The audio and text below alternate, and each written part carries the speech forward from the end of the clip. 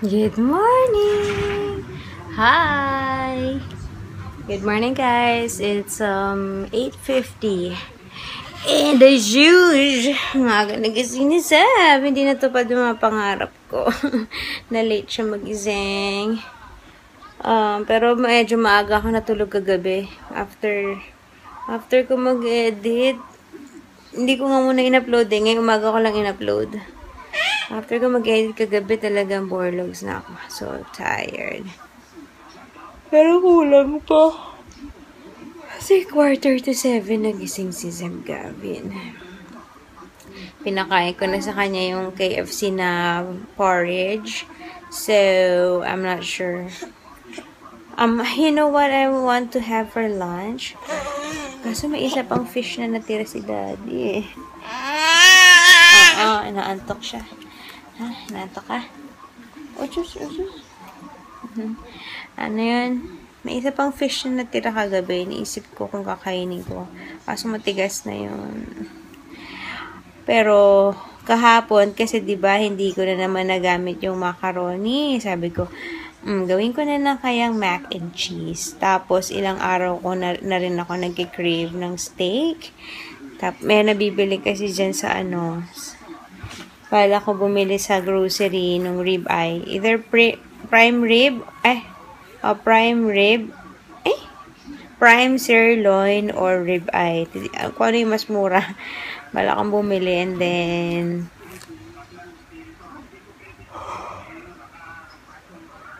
then, gagawa ako ng mac and cheese. So, tsaka rice. O, diba? Para lang kami kumain dun sa Aston's yung lagi namin kinakainan. So, yun. Tingnan ko pa kung sisipagin ako. I'm gonna look for recipes ng mac and cheese na medyo madali lang. And then, yeah. Yung steak naman, salt and pepper lang yung... Dati, I used to din. Meron akong ginagawang may ginagawa akong parang marinade for the steak. Kaso, medyo matrabaho yun. Wala ako sa mood gumawa. Kaya parang gusto ko lang salt and pepper. Sana okay. So, yeah. Tingnan natin kung sipagin ako. Nagsayang na ako ng kanin eh. So, we're definitely gonna eat here. Kasi kanina inisip ko, kaya ako magluto. Should I take day off today? Pero, since may nakita kasi akong fish kanina, sabi ko, sige na magsayang na ako. Sayang yung fish. Pero ngayon naman, iba yung iniisip kong kainin. Labo. Pero, ayan. Anyway, let's see how it goes. Kung hindi ako tamarin kumilos. Antok pa ako.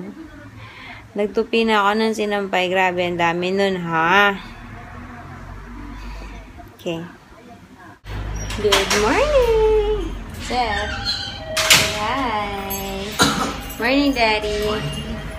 It's late. It was new. It's 9:45 na. Aray ko po. Sorry.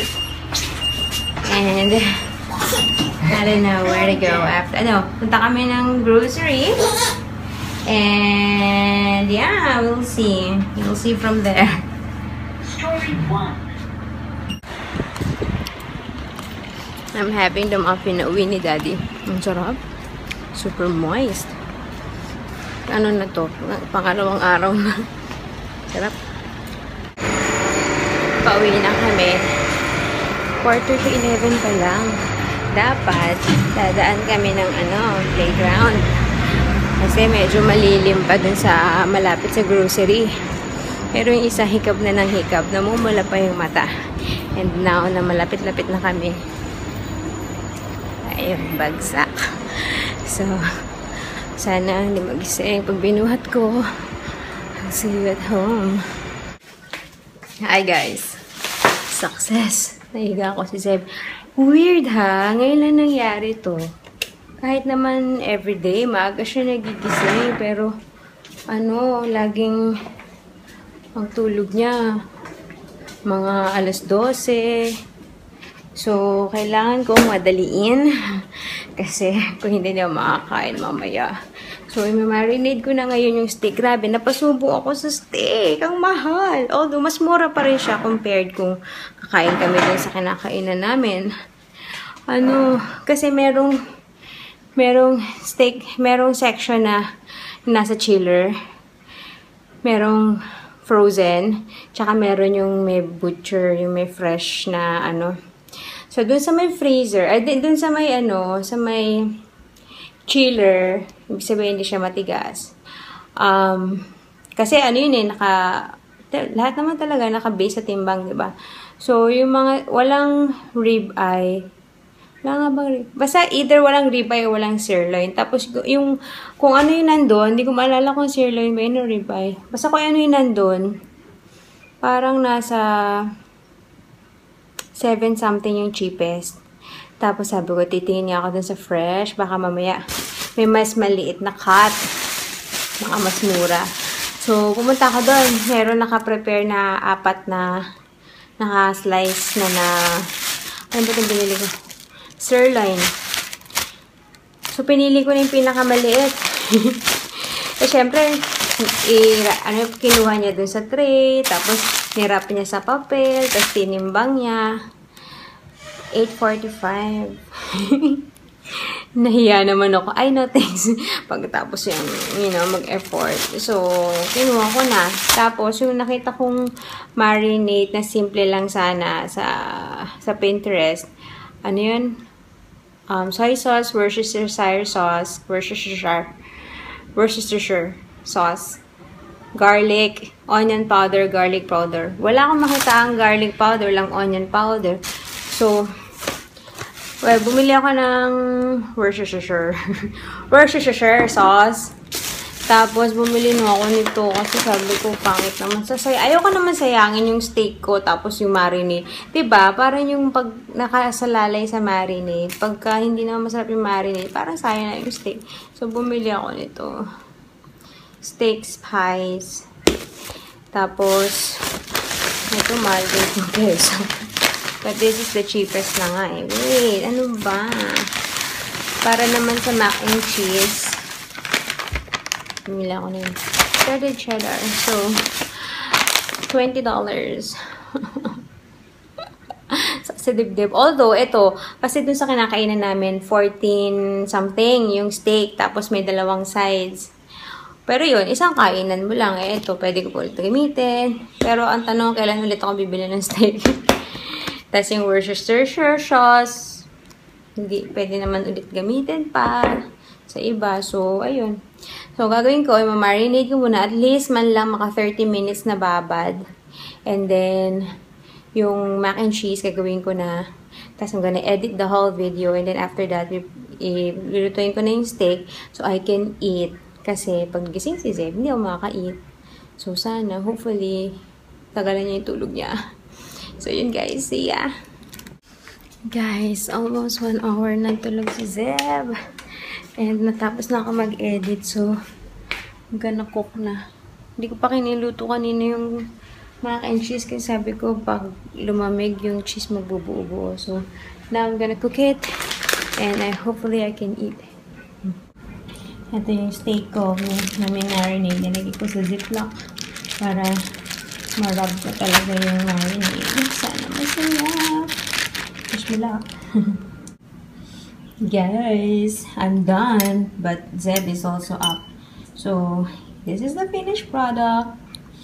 Yung mac and cheese, carry lang. Siguro, yung sarap niya depende sa cheese. Although, okay naman yung cheese na binili ko. Medyo mahal lang ngayon eh.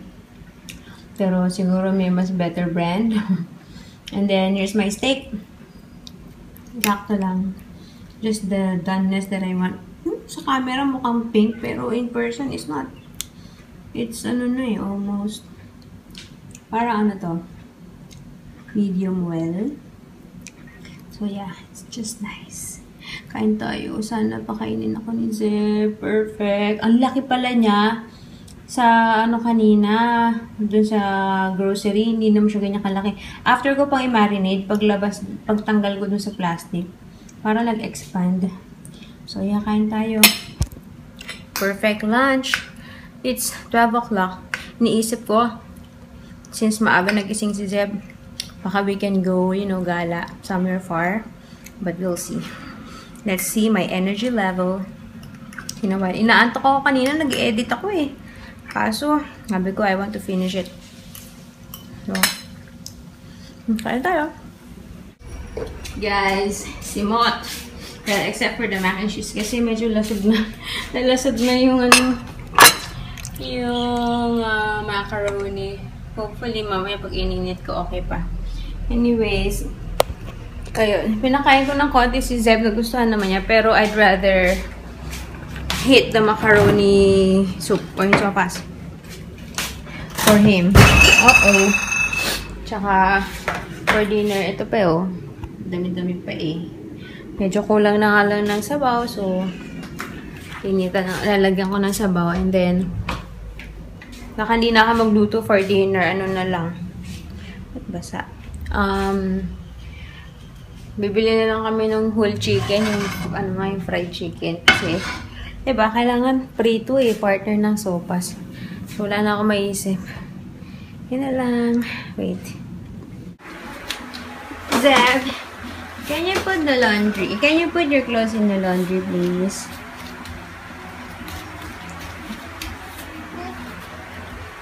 Thank you. Good job. We're gonna take a bath now? You want to take a bath now? Yeah? Okay, let's go. Hi, guys! Alas 3 na and ang planong umalis ay hindi na magagana. Simula na sa Itbulaga eh. Dire-diretso. Hindi na, hi! You're so dirty! Kumain kami ng M&M chocolate. Naghawa sa kamay, naghawa sa damit. Ay, naka. Anyways, ayun, so, hindi ko alam kung saan kami pero feeling ko matutulog to kasi parang hinaantok na naman siya. Ay, naku, Zeb Gavin, wait. Hi, Zeb. Hopefully matulog. Parang hinaantok din ako. Sa ano pala, Monday, holiday dito. I forgot to check kung anong holiday. Pero something to do with Indian holiday yata yun. I think. I'm not so sure. But anyways, ayun. So, long weekend. Yay! Ilang oras na lang. Out na si Daddy. Less than 3 hours. And, pustahan tayo. Feeling ko mamaya yan magte-text. Honey, magbabike kami mamaya. Alam ko na yan. Kahit na planado na nila yan ng mga ka-office mate niya. Magsasabi yan sa akin last minute. Imposible nga biglaan eh. Lalo na kung alam nilang long holiday. For sure, pinlano na nila yan. Last time na nag-bike sila, pinlano na nila yan. Next, magbabike na naman yan malamang sa gabi. Tapos, bukas ng umaga, puyat-puyat. Ang mahirap sa pagbabike niya ng gabi, uwi siya, di ba, mga alas 3, gano'n. Katulad last time, syempre, pag uwi niya, maliligo, mga 4 na siya natulog. Pag si Zeb nagising na ng 7, or even before 7, yun siya, syempre, hindi ka naman niya patutulugin ni Zeb eh. So, katulad last week, gano'n, halos wala siyang tulog. Pero yun nga, dahil umulan last weekend, hindi kami gumala. Kaya at least nandito na kami sa bahay, nakahiga, kapahinga. And then, ang problema naman nung nagbike naman siya one time ng basta 6 o'clock yata siya umalis ng umaga nun. Aba, ang usapan namin, 1 o'clock siya uuwi. Dumating, alas 4 na. I vlogged about it. Medyo ko sa kanya nun. Nagalit ako sa kanya kasi nga, sabi niya, 1 o'clock daw. Nandito na siya. Tapos, hindi pa nagte-text. Hinaantay ko siya. Dapat sabay kami magla-lunch.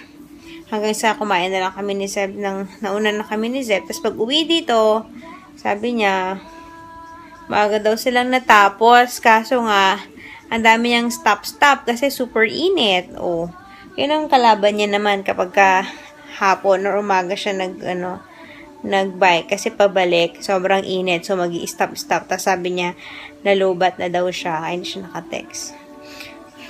So, I don't know. Ngayon, nag-message yung isang dati kong katrabaho. Hindi kami, nag-vlog ko yata yung last,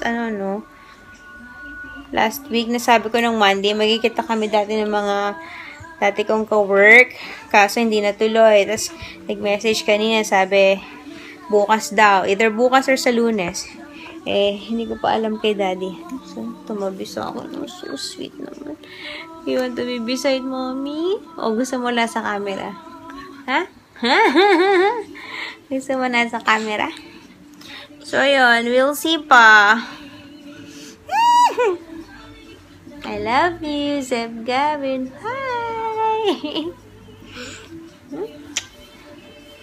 So, see you guys. Sana matulog si Zeb. Pinaantok ako. Pero ang dami kong mga YouTube na ika-catch up na mga vlogs. Okay, bye. Hi guys! We say hi first. Hi! Say hi! Uh-oh. Say hi! What is happening? Zeb had a good 1.5 hour nap. Ako mga 15 minutes lang. Hindi ako nakatulog agad. Uy! Bakit? And then, okay. We're gonna go? We're gonna go? Okay. Get your shoes. Where's your shoes? Where is it? Find it. Pinakain ko na ng dinner si Zeb kasi paggabi nga, nagkagabi, nagsuka na naman. So, ito kasi yung gatas niya. Usually, nauubos niya yung 11 ounces. Yan. Nakakailang ganito siya. And then, yun, sa gabi, para sigurong sobrang busog na busog, hindi na kaya ng tiyan niya. So, where's the other one? Kaya siya nagsusuka. So, first, inadjust ko na talaga yung dinner time niya. Ayan, halos kakatapos na namin kumain. Magsi-6 na, pero siguro mga 5:30 kami natapos. Tapos, pabawasan ko ng gatas niya, gagawin ko 7 ounces. So, today, pag humingi siya ng gatas, puro 7 ounces lang binibigay ko. Naubos niya, hindi naman siya umiiyak. Kasi dati, yung bote niya na 4 ounces, pag naubos yun, tas kulang pa iiyak. Kaya kami bumili ng malaki, sabi namin, mga tamad na mag-refill. So, ayun, so far, okay naman siya sa 7 ounces. Gagawin ko na lang more frequent, mga pag kain-kain ng mga snack. So, yan, tapos na kaming mag-dinner. Ngayon, lalabas kami. I like this schedule. Sana ganito lagi, Zeb. Uh-oh. You smell it. Sana ganito lagi. Makatulog siya ng 10:30. Magising siya ng alas 12. Tapos tulog ulit siya ng 3:30. Para makalabas ulit kami ng ganito. Kaso nga lang, hindi ako makapagluto. Like today, yung mga food namin is may sopas at saka bala ko yung whole chicken na lang. Yun na lang bibilin for dinner. So, ayun. Ewan ko lang kung pag ganito yung schedule, makakapagluto ako. Ay! Pwede naman, 10:30 pag natulog siya. Pero I doubt it na laging ganun. Ewan ko, baka siya natulog ngayon ng 10:30. Pero,